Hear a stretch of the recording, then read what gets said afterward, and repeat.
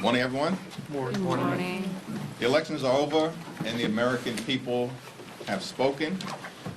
Former President Donald Trump will be the next president of the United States of America, and House Democrats have fallen a few seats short of reclaiming the majority. House Democrats in the new Congress will work to find bipartisan common ground whenever and wherever possible with the incoming administration in a manner consistent with our values, but at the same time, always push back whenever necessary against far-right extremism that will hurt the American people. We will continue to exercise common sense. We will always try to find common ground, but we will also vigorously defend the common good.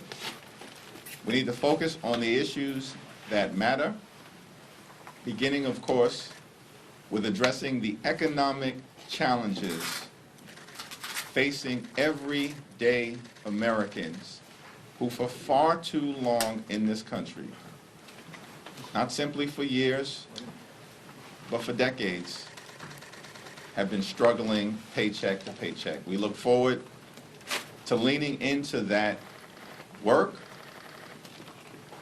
in a very narrowly divided Congress next year, and we extend the hand of bipartisanship in that effort, while also making clear that we're going to defend Social Security, we're going to defend Medicare, we're going to defend the Affordable Care Act, we're going to defend voting rights, and we will continue to defend a woman's freedom to make her own reproductive health care decisions at all times. Questions? Mr. Jeffries, how concerned are you that the House Ethics Report will not release their findings into their investigation into Congressman Gates? And do you think that's information that the Senate's entitled to before his confirmation? I think it was Justice Brandeis who once said that sunlight is the best disinfectant in a democracy. Transparency is always the best course of action, particularly when it relates to high-ranking government officials. But I'm not going to get out ahead of the top Democrat on the House Ethics Committee, Susan Wild, until she and I have had an opportunity to talk. Mr. Jeffries, you serve with Matt Gates. What do you make of him being a nominee for top law enforcement officer in America? Here's what I have to say about all of the nominations that we've seen to date and those that will continue, as well as the daily outrage that will be understandably engendered, not simply over the next few days, next few weeks, but over the next few months and next few years. Former administration and the former president promised on the campaign trail that America would have the best economy, the best border security, and the best administration possible. And the question that we have to all ask, when we're confronted with nominations like Robert F. Kennedy, Jr., are these the best individuals available to the incoming Trump administration? Robert F. Kennedy, Jr., by way of example, the best that America has to offer? Will he and others give us the best opportunity to make a difference in the lives of the American people? Or are there other people who are better qualified to do the jobs that need to be done on behalf of the American people? The American people spoke loudly and clearly in this most recent election. They want us to focus on the issues that matter and to come together to solve problems for hard-working American taxpayers, beginning with lowering costs for everyday Americans struggling to live paycheck to paycheck. Are some of these nominations a real path forward to solving problems for everyday Americans? That's the question that I've been grappling with, that the American people are grappling with, and the answer should be clear. Thank you, Mr. Leader. I'm sure you're aware of the brush fires in Brooklyn. There are fires in Connecticut, New Jersey, all up and down the East Coast. You often talk about fighting climate change with a fierce urgency of now. There's now going to be a Republican trifecta. Donald Trump has nominated Lee Zeldin, who I'm sure you're familiar with, to lead the EPA. Can you just talk about what the climate movement, what climate policy is going to look like this next Congress as it continues to be an issue that's top of mind along with the economy for a lot of Americans across the country? Lee Zeldin is someone I respect, someone that I serve with, someone who I disagree with on a whole host of issues, but actually, given the communities that he represented on the eastern end of Long Island in Suffolk County, has some familiarity as far as these things go in the context of conservative Republicans with the importance of protecting our climate, protecting our environment, and protecting God's green earth. Hopeful that we will be able to find some common ground as it relates to combating the climate crisis with the fierce urgency of now. Clearly, we have a problem when you are seeing brush fires in places like Prospect Park, Brooklyn, and in other parts of the Northeast. We've seen extreme weather events later into hurricane season hit with greater intensity and devastate places like Florida and Georgia and North Carolina. The climate crisis is not a Democratic issue or Republican issue. It's an issue for the entire world to deal with in a meaningful fashion.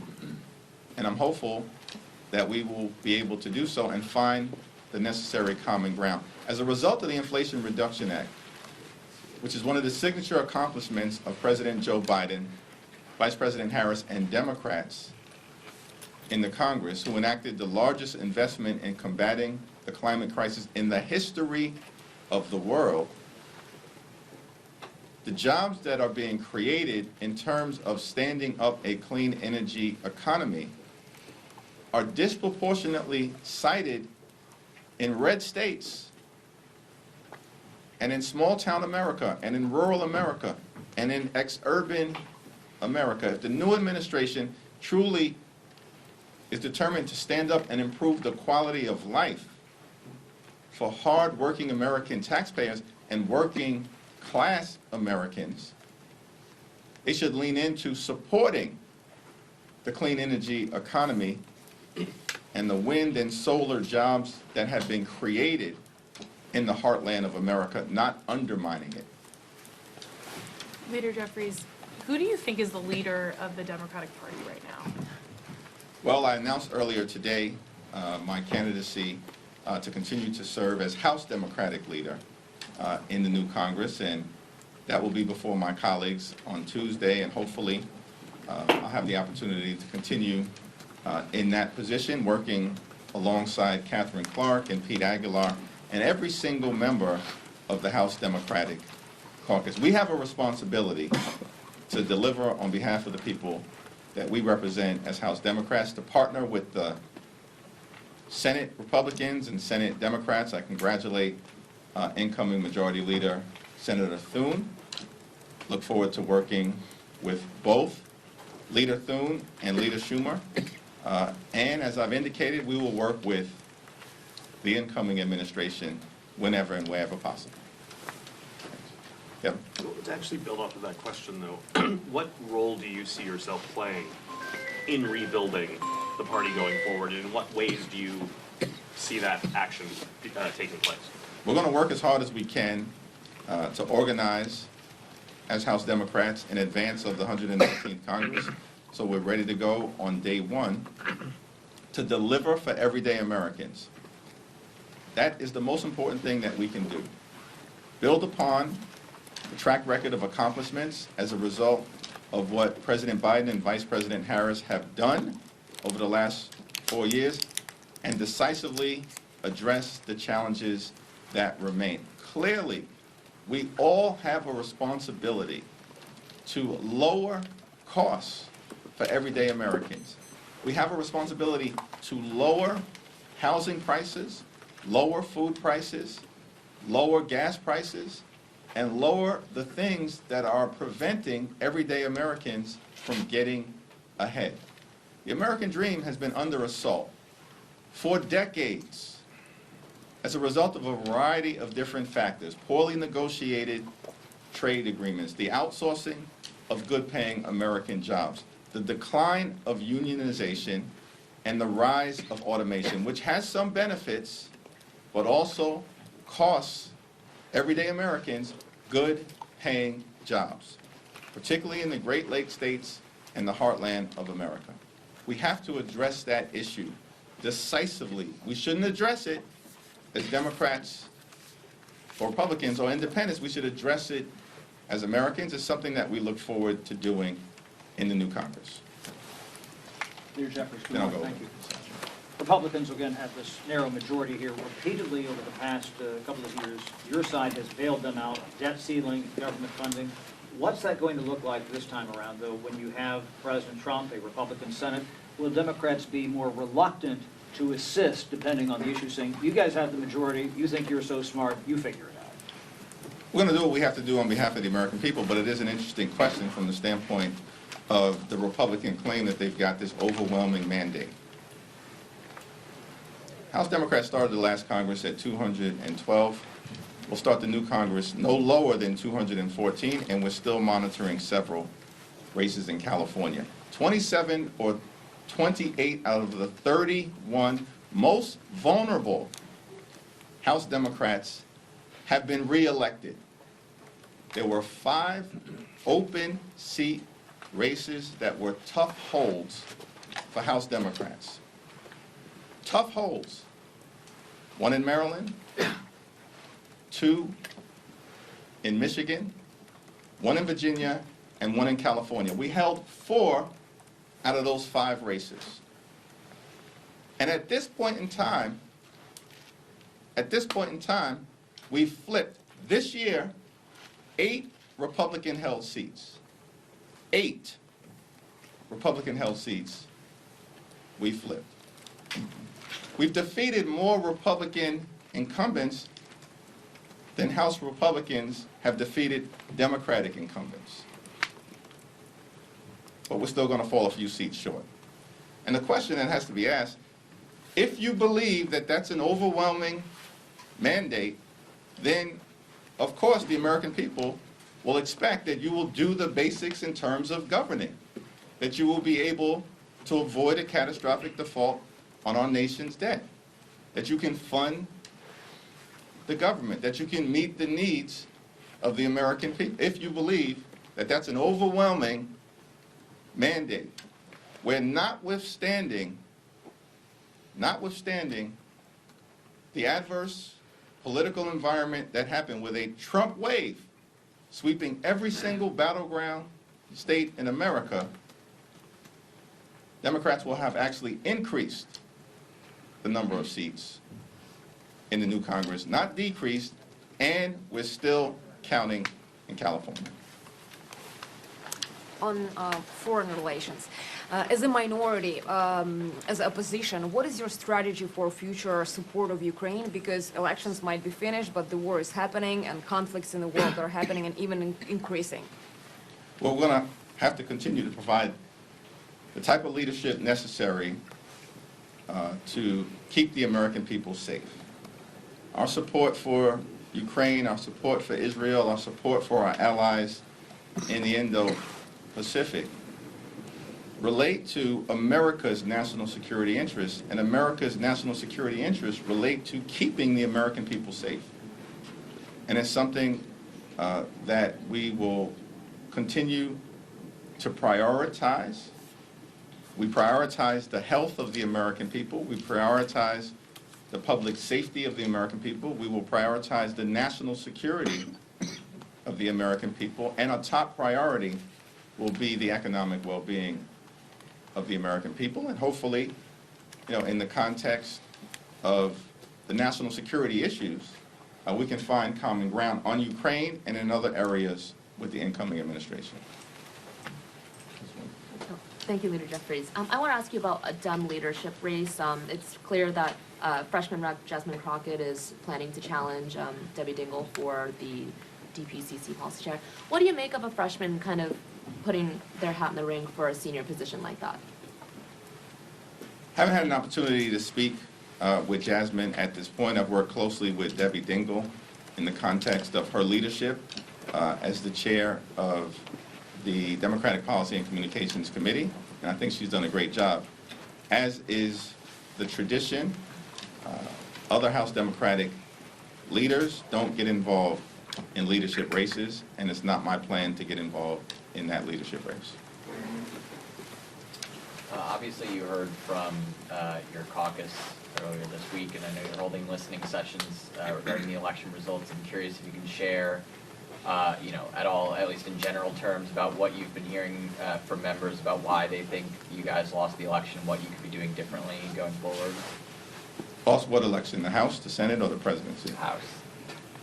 We're in the middle of having those conversations. I think the facts speak for themselves. We fell a few seats short. There are a variety of different explanations. 3 seats, of course, were taken away from us in unprecedented mid-decade redistricting in North Carolina. There are a lot of reasons that will, at the end of the day, explain why House Democrats fell a few seats short. But what has been consistently made clear is that we overperformed and defied the national environment. We have to do a better job in making it clear to the American people that as House Democrats, we are focused on making the lives of hard-working American taxpayers better. We are focused like a laser beam on lowering costs and helping everyday Americans who for far too long are struggling to live paycheck to paycheck. And that situation was clearly exacerbated by post-pandemic inflation in America and all across the world. And we have to deal with it decisively. To the extent that there is a consistent theme, we all understand that we have to collectively, in the new Congress, working with the new administration, figure out ways to put the American people into a more sustainable place in terms of a healthy and affordable economy. Leader Jeffries, I'm wondering about the future of AI safety under Republican trifecta and with the clear influence of Elon Musk in the White House. Well, that's an open question in the House. Working with Speaker Johnson, we have an AI task force that's bipartisan in nature, evenly divided in terms of the number of Democrats and number of Republicans. It's led quite capably by Ted Lieu on the Democratic side, and this task force is working to present recommendations to the House of Representatives. I expect those recommendations to be forthcoming, in the next few days, if not next few weeks, so that we can potentially act on some of those recommendations in terms of artificial intelligence safety before the end of the year, and have a foundation to do more in the next Congress. Leader Jeffries, SBA ran out of money for the disaster relief loan program back in October. We saw on the Senate floor yesterday, Senator Tom Tillis and Senator Mark Warner do a bipartisan dogpile on Senator Rand Paul as they were trying to get money through, saying that for them, businesses will completely fall under if they don't get the money through.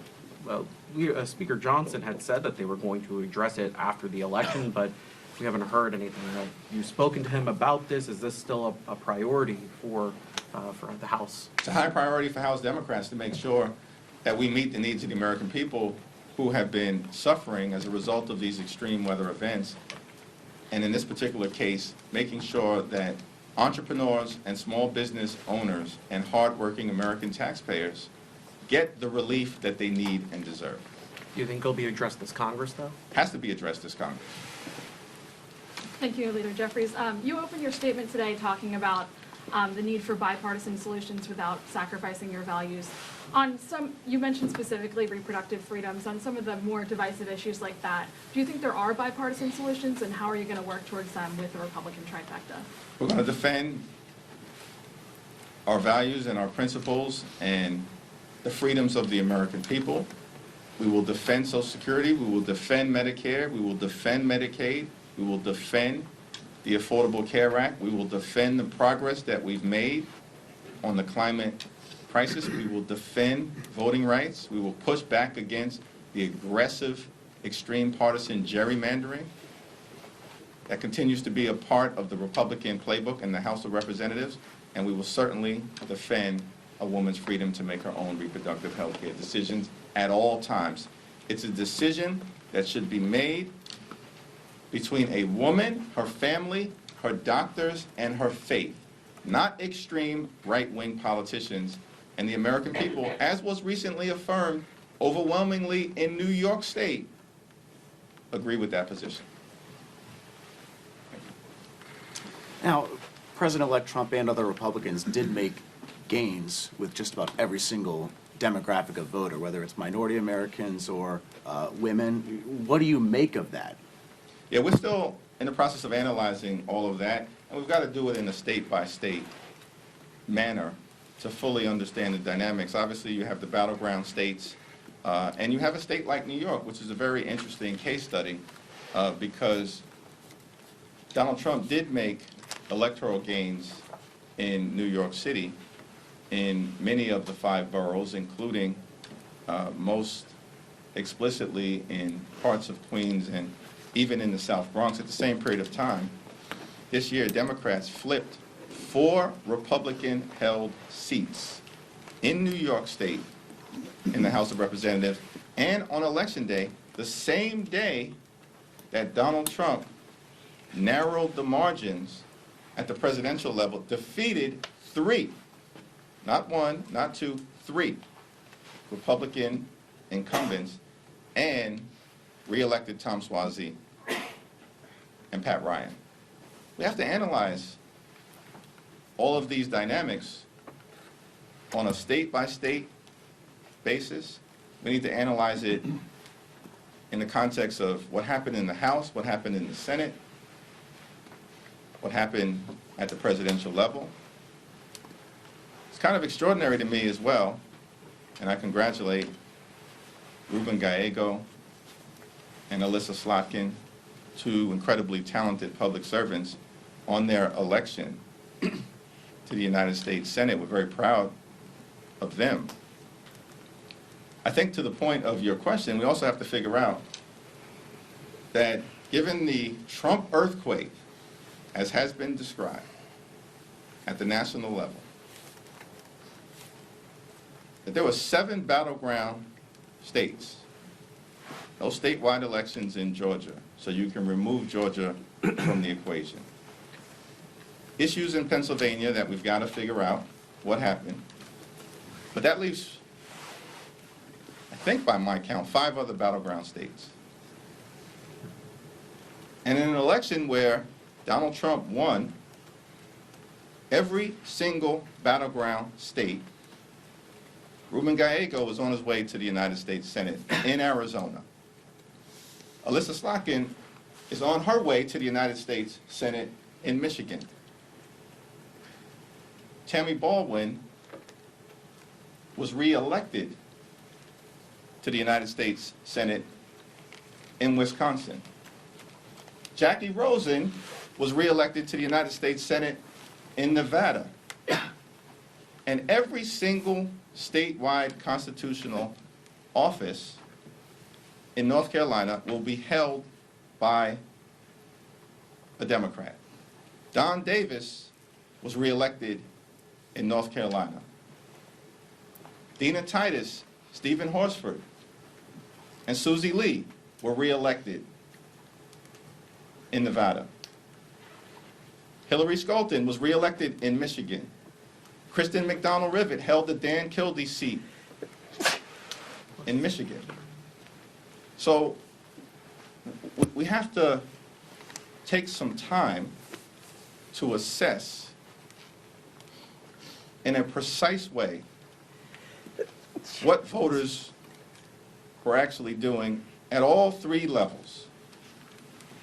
In the Senate level, notwithstanding the so-called Trump earthquake, in the House level, where we've gained seats, fall short of the majority, and that is bitterly disappointing.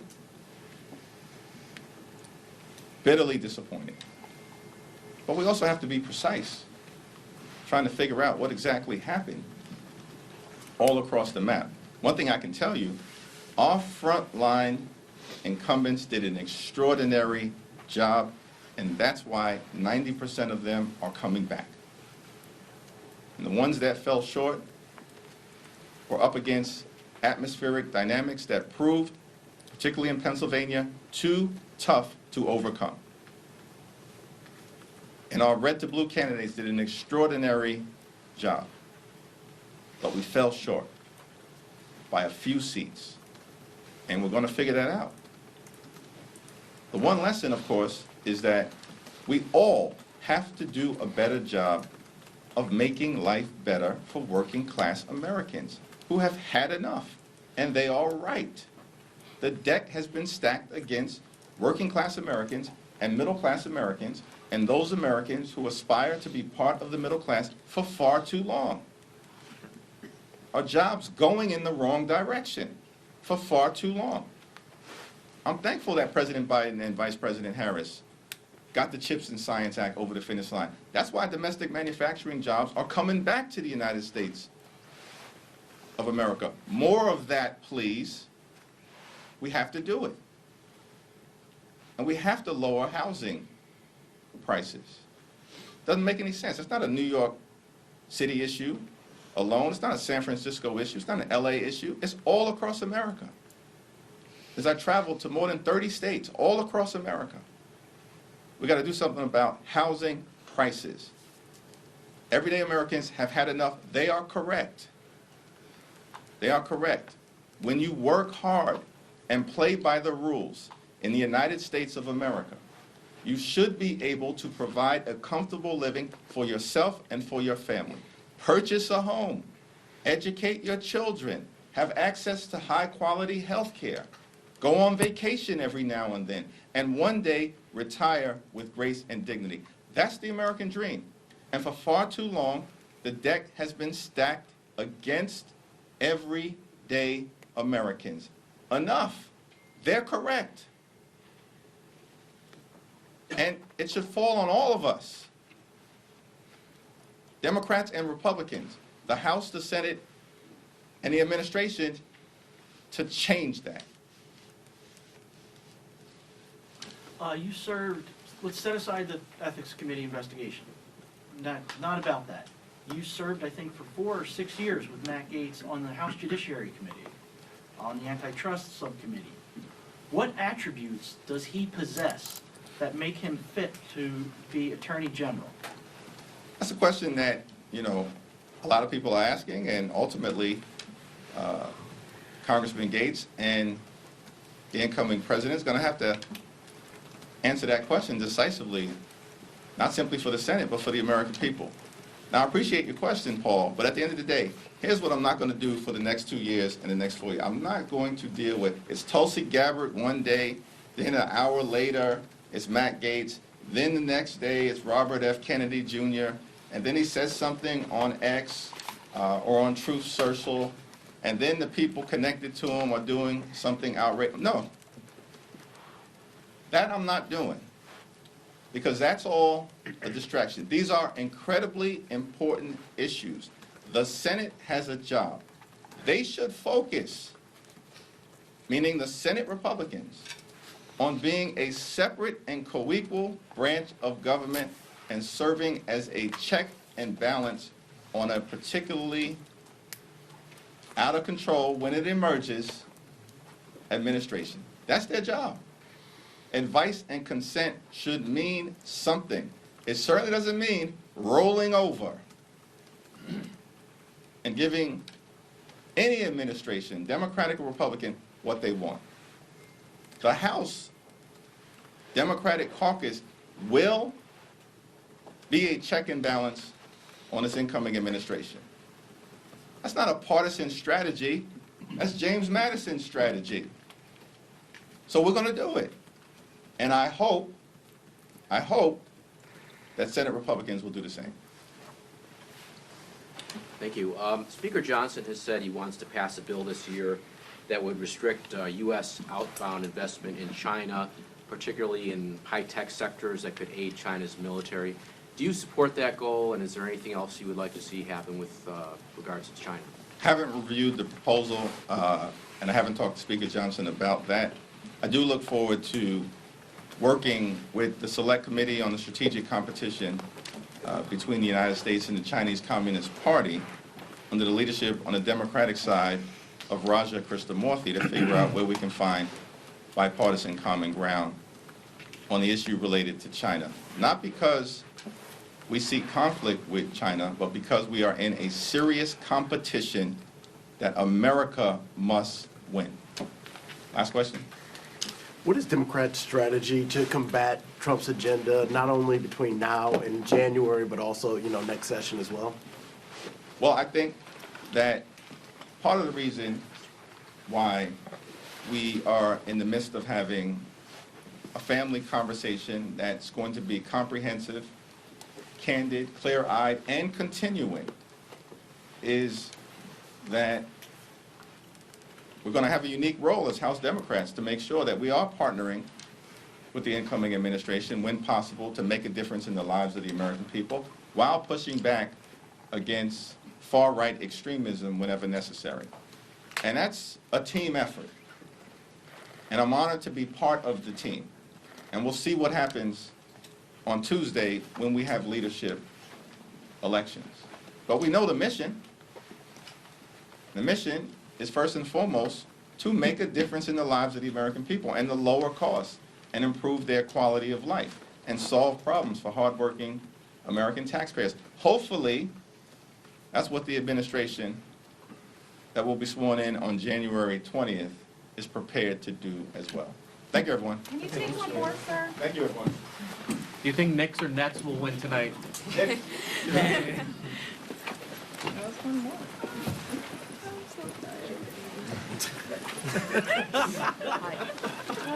Tired, delirious, all the above.